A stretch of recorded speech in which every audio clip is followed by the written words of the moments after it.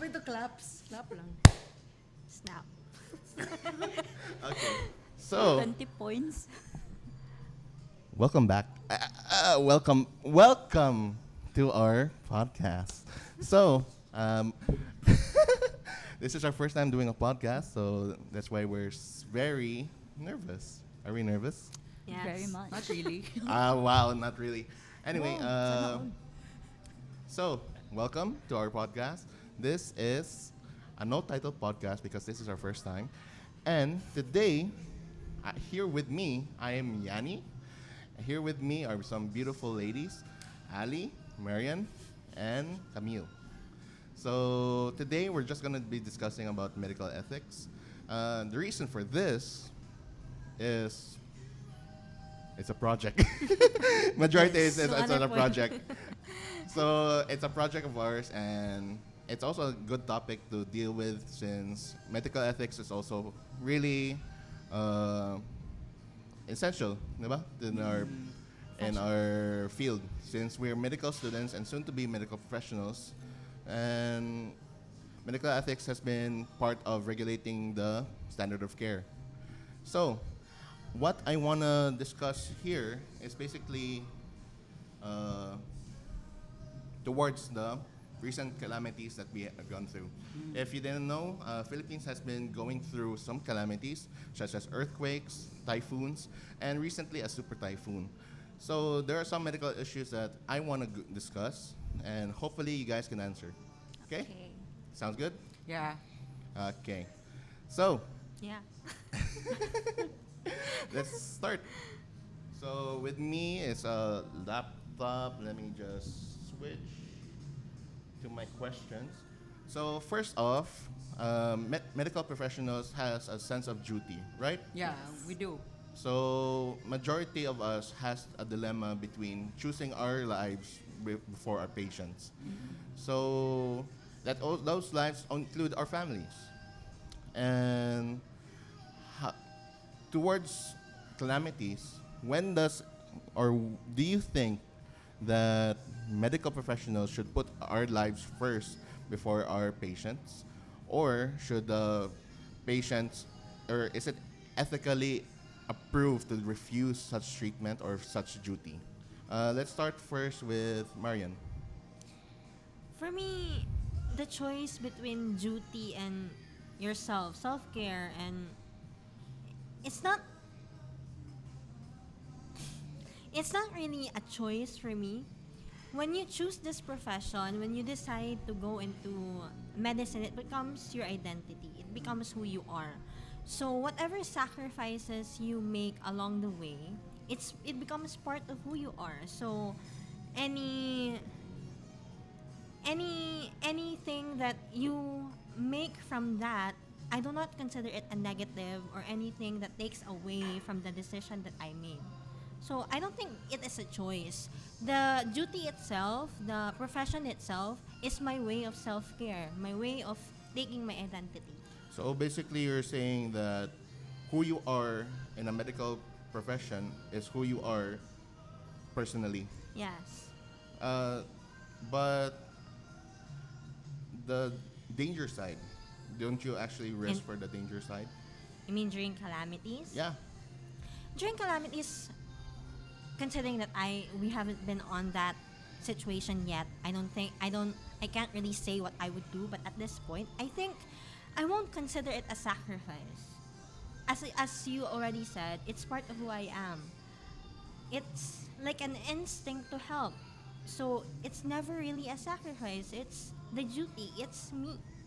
Wow, what a Miss World answer. Yeah, very Doctor to the Bayan. So, any thoughts, Camille? Well, for me, as future healthcare workers or healthcare professionals, it is indeed our duty to care for and give the best to our patients. But there are times when, for example, in our training in basic life and support, no, it is important that we should ensure that the area is safe before we rescue the patient. This is to prevent further harm, no, so that there will be less victims. Because if you rescue the patients and it is dangerous, then you might also become a patient yourself, right? Yeah, that's So it is important Good that point. we should also care for our safety so that we could help more people. And when it comes to our other patients and our own family, I think that we have the autonomy to decide and think about the risks and who should we save first. For example, if our family members, will seek medical help, they are also patients, right? So they are patients, and we also have another patient who is not our family member. So, based on our knowledge as future healthcare workers, no, we should decide which case is more at risk, no. So, if, for example, if this patient here who's not my family member really needs a surgery or really needs treatment right now, then of course I should give him or her the care first, since it is a matter of life and death. But as much as possible, if both of them are at risk, no, I will do my best to find ways that I could save both of them. Like, for example, calling for other physicians who can respond at that time, so they can also help mitigate the situation. So that would be my answer. Okay. So, Ali, do you have any thoughts? Actually, both the girls have gone. Like, all their opinions actually have bearing. Like, I would agree to Marian. Like, there's also the intent, like, as a medical professional, that we are called.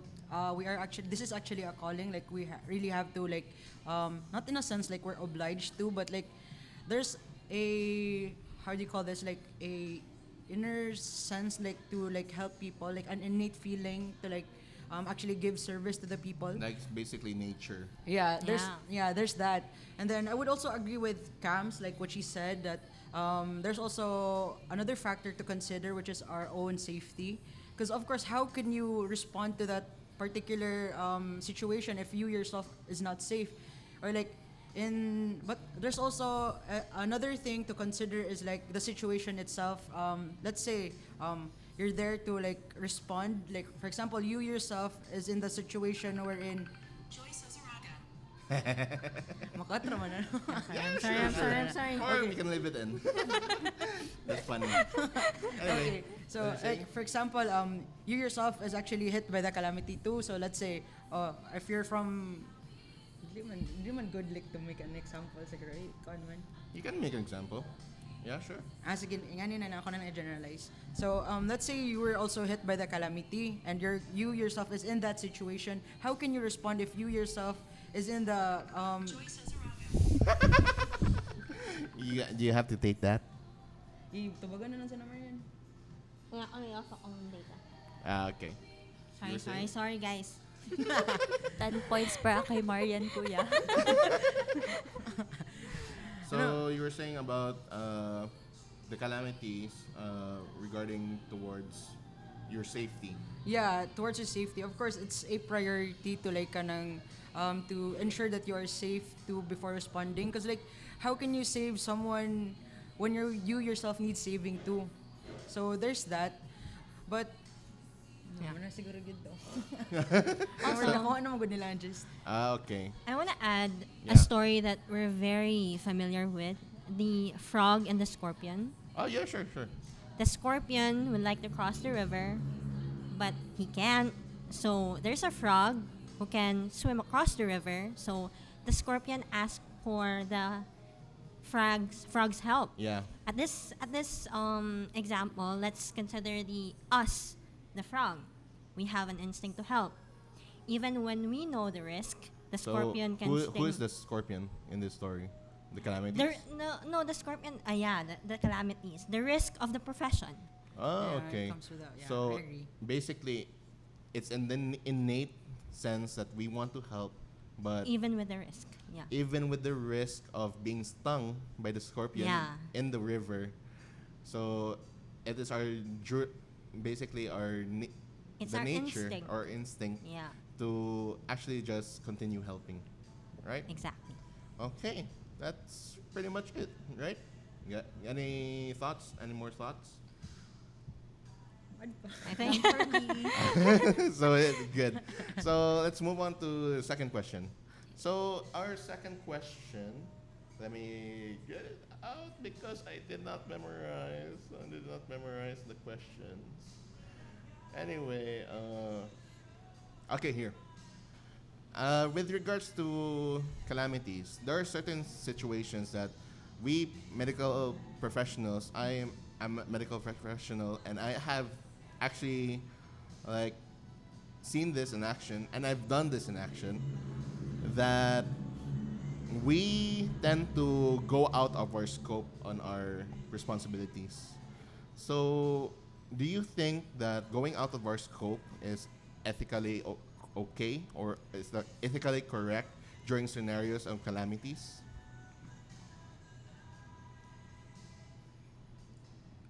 Pers- Hmm. Who should I call? Probably the one nodding. Camille?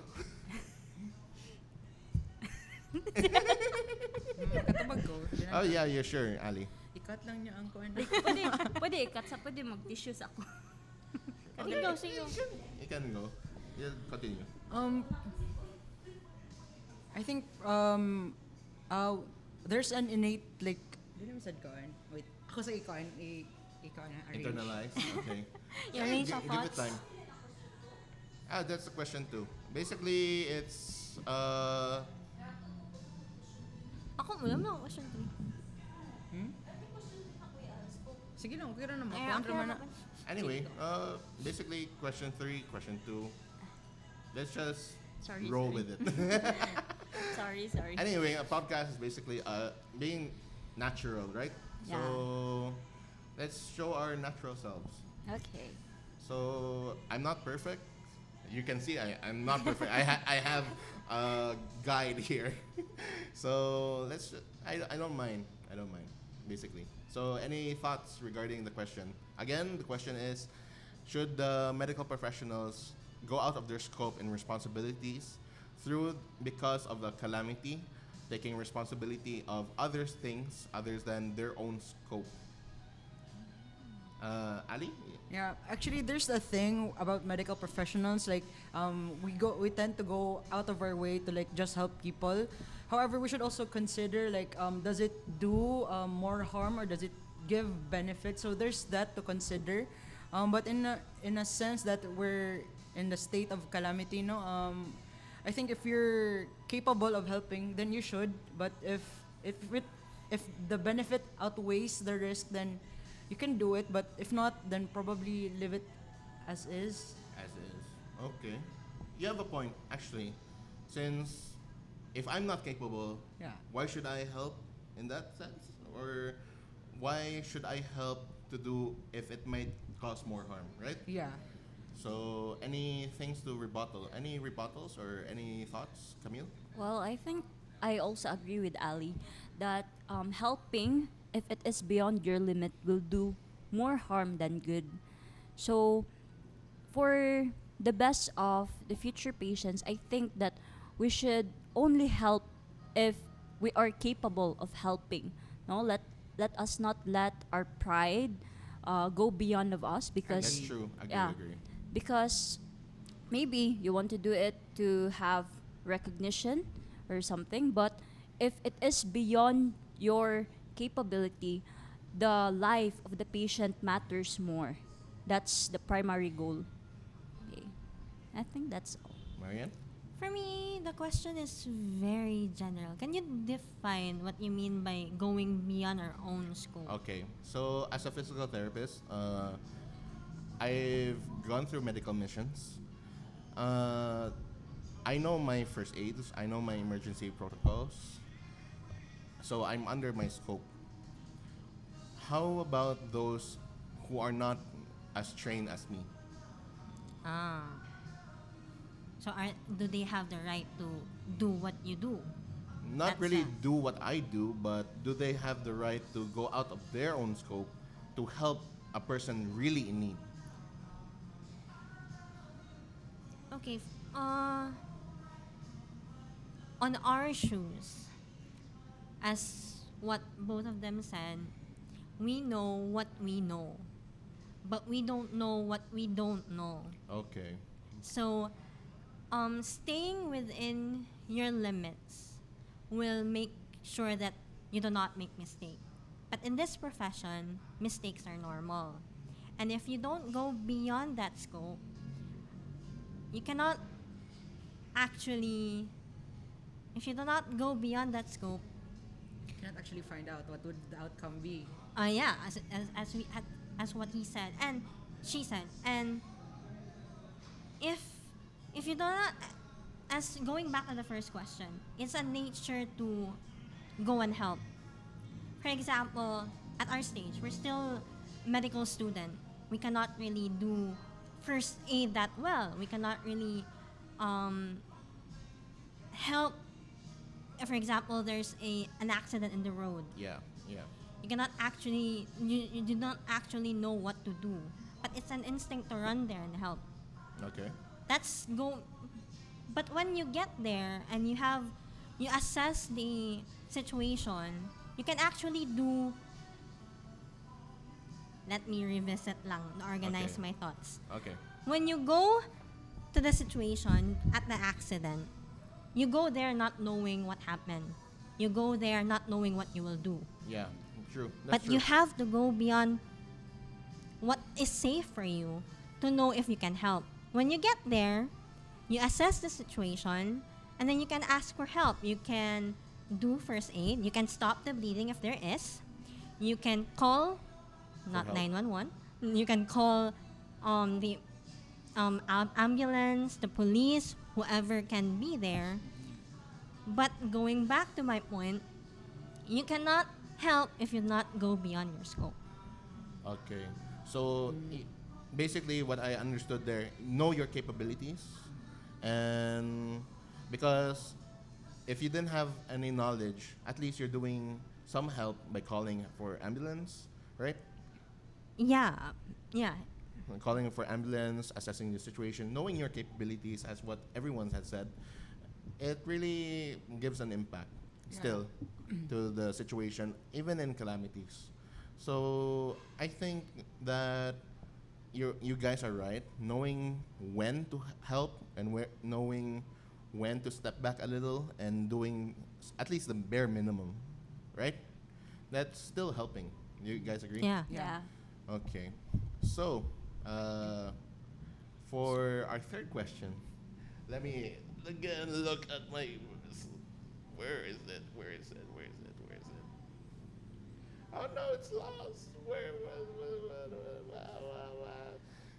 Sorry, this is unprofessional. But, here. Here. The third question. Since calamities require people to evacuate, like for example earthquakes or typhoons or even tsunamis, do you think that these mandatory restrictions, these mandatory evacuations put a hold or put a pause, or more or less a hold towards patient autonomy? Let's hear from Ali. Actually, it's more of leaning on the self-preservation part, but also, I would also think that the vital part of this situation is actually the mass education. Like before the actual calamity, the LGUs would educate the masses to what would happen in this situation. So it would better explain more the burden of the actual calamity and to actually put urgency in that matter.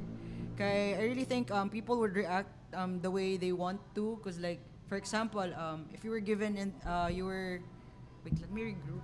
Yeah, sure. No problem.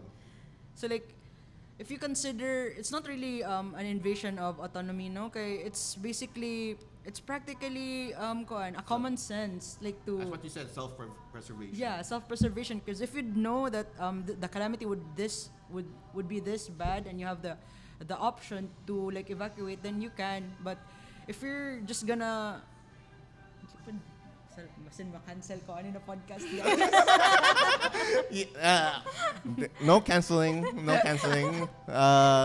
This is just a friendly. This is our thoughts, basically. No, basically, if you have the option to, but if you have the option lang kay, I would think some people would consider oh, I can't do this because let's say it's difficult for them like logistically, Okay. then probably that is a factor to consider. But if you're capable and have like really have the option to do so, then do so.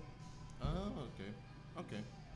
I really like the part of self-preservation. Yeah. So, do you have thoughts, Marian? Question again? So, do you think that it's an invasion or is it a put on hold policy Self-autonomy. of regarding self-autonomy, regarding calamities such as mandatory evacuations and restrictions towards movement? So I've actually read an interesting thing recently. There is such a thing as negative liberty and positive liberty. Negative liberty is freedom from restriction, Okay. freedom from like a bird on a cage. Positive liberty is the freedom to be safe, the freedom to be protected. So in the situation, if we're talking about patient autonomy during in times of disaster, the patient needs to be safe. So we need to protect positive liberty. We need to do whatever we can to keep the patient safe and protected. Even when at some point we break the patient's autonomy. Okay. It validates because the patient is still free. We still respect the patient's freedom for safety. Okay. But, yeah, no Okay. buts. No buts. No Okay. buts, guys. Do you know the name who actually made the article or No, actually, I just read it on Twitter. you just read it on Twitter? Anyway, it's a good thought. It's really a good thought. It's a good principle to uphold also. Positive and negative liberty. Yeah. Camille, any rebuttals or any thoughts? Well, for me, mandatory evacuation does restrict autonomy, Yeah, yeah. but it does not defeat. Wait, stop. Yeah, sure. It doesn't defeat Okay, what? okay. So mandatory evacuation does restrict autonomy, but it does not defeat it because in emergency, what matters most is protecting life. So like the principle of utilitarianism, no, Oh, okay. like it emphasizes the greatest good for the greatest number. So meaning temporarily. If you guys didn't know, she's actually just reading something. I can see ko, I'm not guys. quite confident with this question. So, okay, script. Okay, for this question lang. Okay, so like, asan ako? Regarding utilitarianism. Okay, so temporary limits on personal freedom are justified when they protect the wider population. It's for the greater good. Yeah, basically. for the greater good. Okay. So Okay, it's not some. I don't think like the mandatory evacuation. It's something you would kind of just ignore. Okay, Yeah. it's for the good of. Yeah. But regarding how about restrictions and movements, Like, what do you mean restrictions on like, what? I Particularly? think- let's say, for example, COVID. That's something that happened not really recently, but happened a while ago. But it really restricted our movements, Yeah, but- especially social distancing, all that. Yeah, but these measures are not made to cause further harm. It is to Yeah, I prevent would them, agree. right? Yeah. So Yeah, that's true. I that's guess true. that Also, we don't live alone. We live with people. And we're social creatures also. yeah. No And one we is have an a island. social responsibility not just to keep ourselves safe, but to keep others safe. yeah. Which is why patient education is important, guys. Yeah. No misinformation. Yes. Okay, that's advocacy, guys. So we have to educate our patients, educate the general masses, for the reason that it doesn't cause any harm, and it doesn't cause any misinformation regarding the reason onto what we're doing. So, for example, and I think another good example of this is the COVID regarding vaccinations. Lots of misinformation Yeah. was there, but it was supposedly supposedly for the greater good, right? Yeah. But regarding calamities, so calamities actually shows the vulnerable side of people. Do you think, as a bonus question, do you think that we medical professionals are using that vulnerability side, In what sense? using fear, Empathize. using fear of the people as a method of giving in to certain treatments. There are some, honestly, there are some medical professionals, those bad ones. I'm not gonna, you know, but there are some that actually does that using fear and vulnerability, advertising their own products, etc., etc. Yeah, that's very unethical. But like, why would you considering no like a person would like go into this particular profession? This particular profession actually is like, the main gist of this profession is actually to be of service of others. Then why would you take advantage in the first place of the That is people also that true. you want to help? That's also true. Basically, I think, and your thoughts is basically a business side already. Yeah, So people are basically making a business out of people's fear, yeah. right? Why would you? Why would you? Any thoughts, Marian?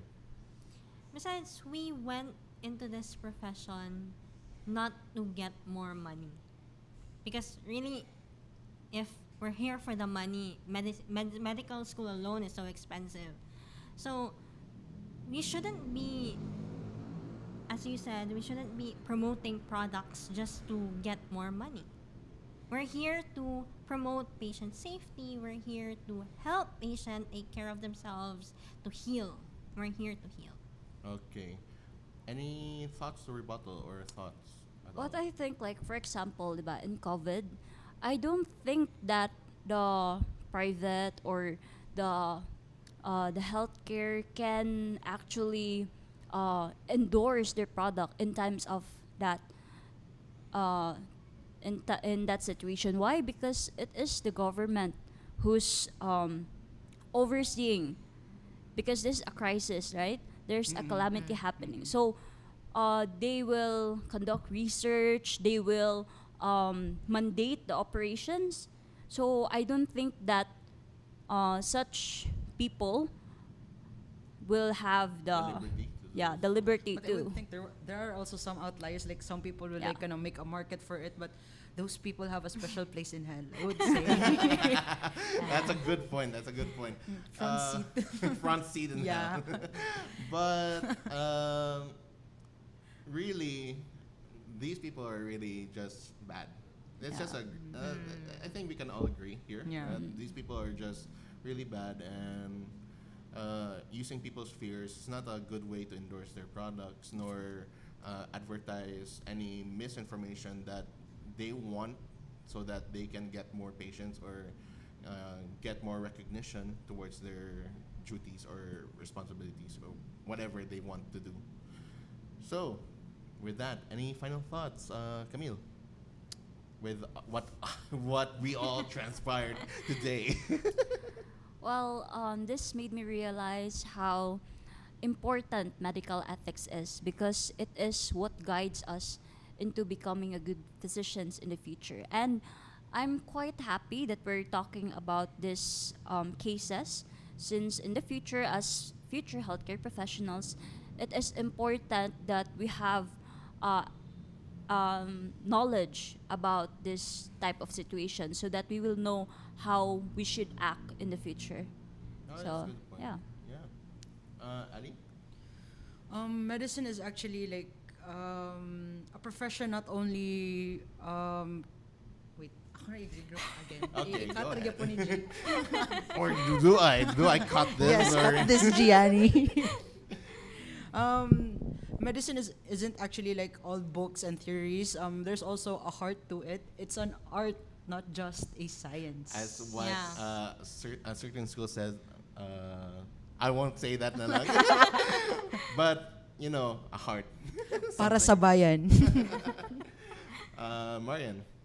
For me, always when the profession leads you astray, always go back to the core. We are here to help. As what Ali previously already said, it is to be of service of the people. And in God's will, to become a medium of healing, to be a helping hand. Okay. So everything here is basically our thoughts and our just our opinions. And you guys have fun? Yes. Yeah. Maybe. Were you guys like There was a long pause there. why was with the pause?